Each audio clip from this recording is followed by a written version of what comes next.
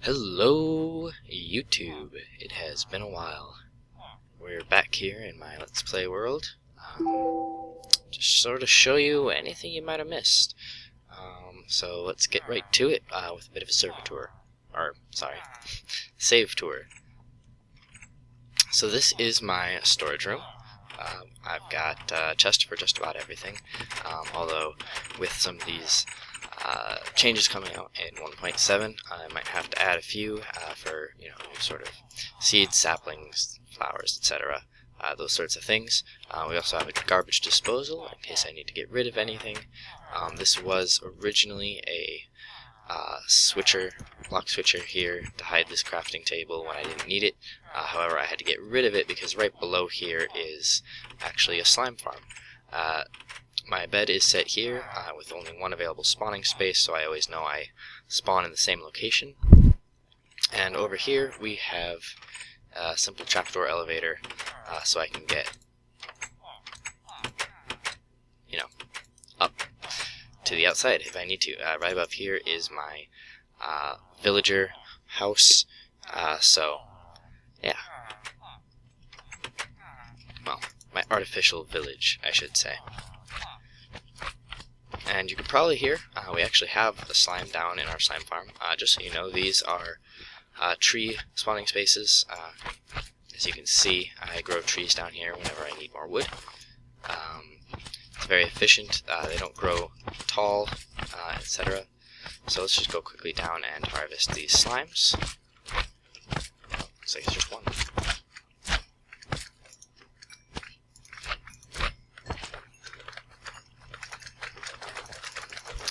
So I built this slime farm. It's only one level. It's two adjacent slime chunks next to each other.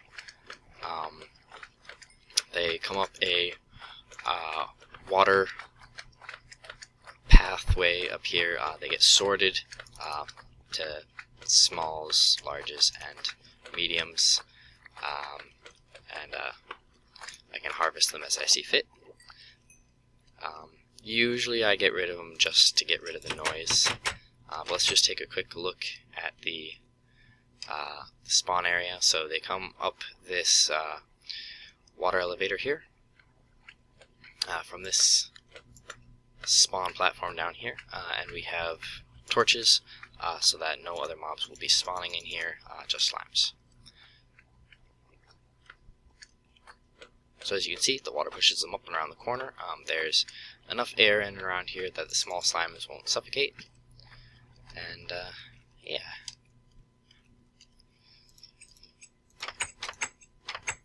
Up around here is the output of my chicken farm, which we can see right here. Right now there's only 2 chickens in it because I have more chicken than I'll ever need.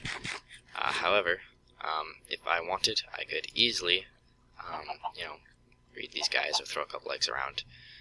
Here we have a small mushroom farm. On top of these 2 blocks are mushrooms that will spread to these lower blocks, and then I can step on this pressure plate to harvest them. This is Etho's design, not mine, but I really liked it, so I figured I'd build it.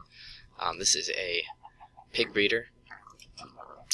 The way this works is you breed the pigs up here, and adult pigs will not fall through these holes in the iron bars. This only works in single player from what I can tell, but the baby pigs will fall through down here, where you can either harvest them or let them grow. So in this case, I let them grow because I need to fill this out, and they should, of their own accord, walk up and around and fall through eventually. And basically sort themselves out, so you'll only have babies down here. The babies will always come up and around because they try to get back to their parent.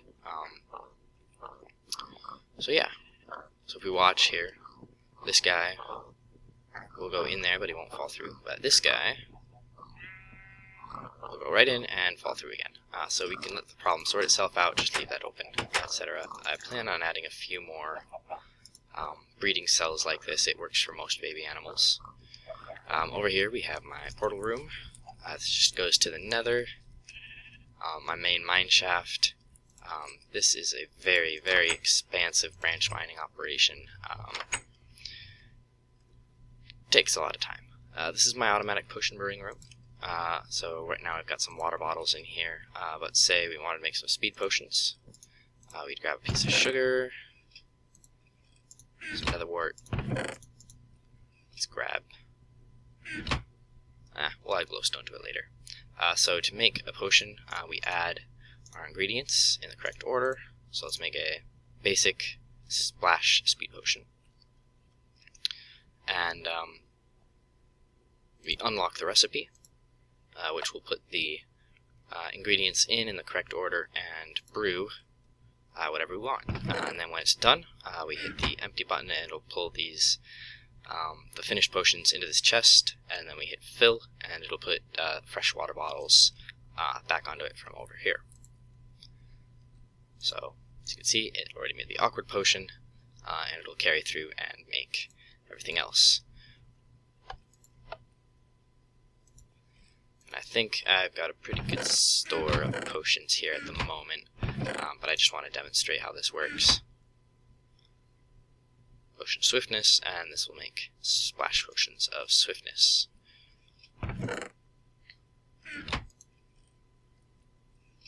Yeah.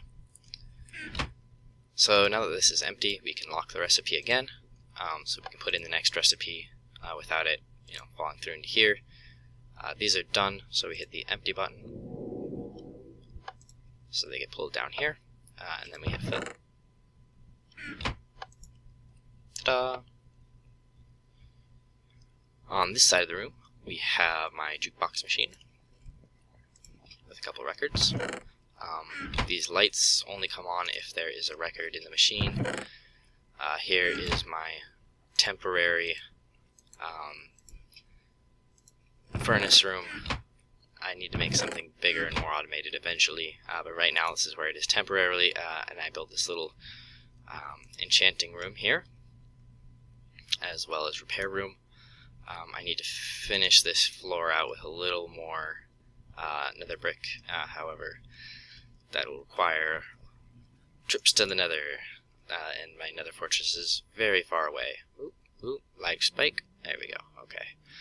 This is a simple pumpkin and melon farm. If I press this button here, it'll push the blocks of dirt underneath these up, breaking the pumpkins and the melons without destroying the plants behind them. We've also got a very small reed operation here just to get me by. But as I'll show you, I've got larger operation elsewhere. And then we have the main entrance to the outside. So let me just sleep quickly here.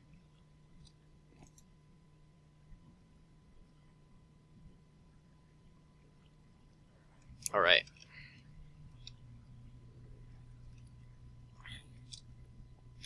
This is a cheaty door. Right now it is technically closed, so any zombies will come down and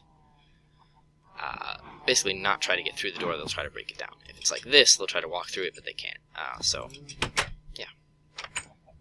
Alright, we got a lot going on out here, so let's go through it quick. Here we have a infinite snow generator. A couple cows I still need to make a home for. I'll get to that in a second. Got a small AFK fishing hut. I think this might not work with the 1.7 update, but I haven't really checked it out yet. Basically, you stand here and hold down right click with a fishing rod, and you constantly cast and then release. And basically, every once in a while you get fish, and you leave it for a long amount of time, and you get fish. This is my old farm. It's deactivated right now, however, served its purpose for a good long time. Expandable, I can make it as big as I wanted, etc. However, we have since replaced it with this. This is my new farm design. I can't really harvest it right now because not everything's done growing. However, push this button and each layer harvests. Right now I have 2 layers, but I can make it as high as I want. It repeats. I just press it one button and all of the wheat gets collected right here. It is pretty awesome. Alright, next up, shuffling along, I've got some sheep. Not too important. The artificial village I was talking about, right here. Good place to get zombie flesh in the morning. This goes down to the storage room, you can see. These guys have just been chilling around until I get together the resources to make a proper iron golem farm. However, they are good for a trade now and then. Over here, we have my second temporary reed farm. Not much going on there. Now that I have semi-completed my new reed farm, which I'm going to show you right now. Do I have any ender pearls? No, I do not. That's a bummer.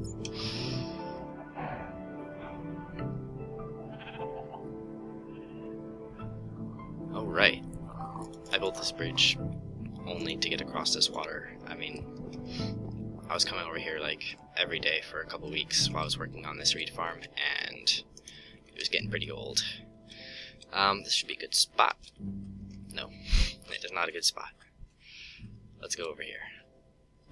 This right here actually is a record studio, I suppose. What you do is you load it with creepers. Basically, you come out at night, you get a creeper to chase you, and you hop across this, and the creeper will try to walk across, and he'll fall in this trench, and you get maybe a couple in there if you can without them blowing up, and then you close it, and open the other side, and you do the same thing with a couple skeletons, get them in here.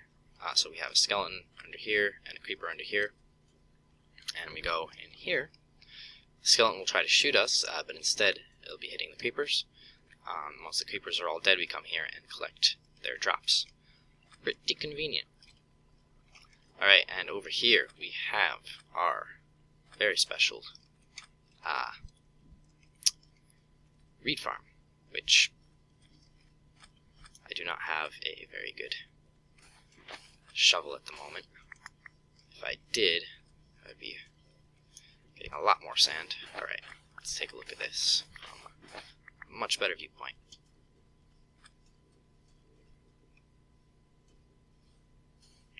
Now, it's not complete right now, but the basic idea is that every one of those lily pads has water and a piece of glowstone under it to provide light.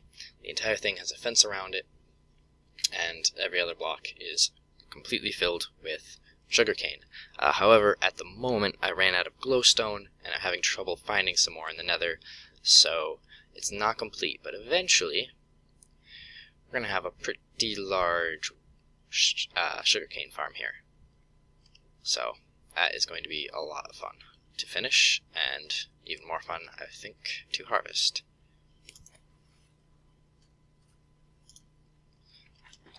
Alright, well, that's it for now. Running out of room on my hard drive. These recordings take up so much room. Really waiting for NVIDIA Shadowplay to come out. When it does, I will be the happiest man around. Alright, I'll have to show you my forays in the nether some other time. Maybe some of my other worlds. Hopefully show you harvesting of the tiered farm design. Maybe I'll show you guys that in a creative world sometime soon. But until next time, I will see you guys around. See ya.